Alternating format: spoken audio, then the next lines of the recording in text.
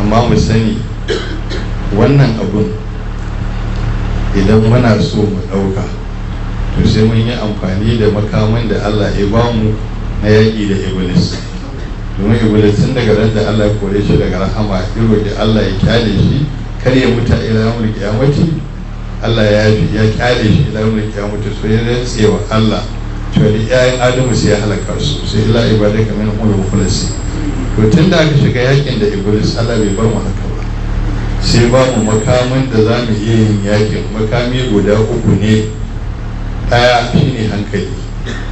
Dukkanin mu Allah hore mana hankali, kamar yadda magabatan mu suke amfani da hankalin, suka san alheri suka san sharri, suka san mai kyau suka san mara kyau, suka san abin da ƙarshensa zai kyau da wanda ƙarshensa ba zai kyau ba, suka san masoyi suka san mukiyi, suka san abin da zai yiwu suka san abin da ba zai yiwu da wannan hankalin. To ma muna da wannan. Sannan na biyu suna da irada. Allah ya ba ɗan adam irada, shi ne ɗaukan matsaya. Ka ga abu kana ganin yana da kyau ko ka ɗau matsaya za ka yi, ko kuma ba shi da kyau ka ɗau matsaya ba za ka yi ba. Wannan magabatanmu suka yi nasara, kuma muna da wannan irada. In ba mai aiki da ita ba mun cuci kanmu. Abu na uku shine damiri. Allah ya ba mu dama'ir.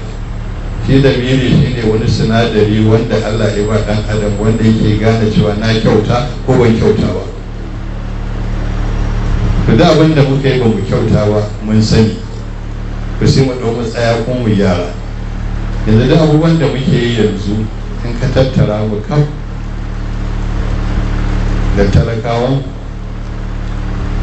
da shugabannin 'yan kasuwa, cuta ɗaya ce ta dame mu yanzu guda ɗaya, da za mu cire ta sai mu dawo irin wa'ancan. Wannan cutar guda ɗaya ita ce ananiya, kowa kansa yake so kawai. In muka cire wannan to za mu iya wa'ancan abin da suka yi. So da haka na fatan Allah maɗaukakin sarki dube mu duba na ladabi da isani, taimake mu rawukanmu da gyara mana su, hankulan mu zo masu amfani, da zama iradar mu tana da kyau, sannan muna da dama'ir hayya wadda za mu koma kan tafarki madaidaici. Muna roƙon Allah subhanahu wa ta'ala ya tarfa mana albarkar annabi sallallahu alaihi wasallam, tarfa mana albarkar bayan Allah subhanahu wa ta'ala nagartattu. Allah ya ba mu ikon koyi da annabi sallallahu alaihi wasallam, ya ba mu ikon koyi da bayan Allah nagartattu. Wannan majalisi Allah sa albarka a ciki, ya karba abin da aka yi, sa ya dasa a ciki.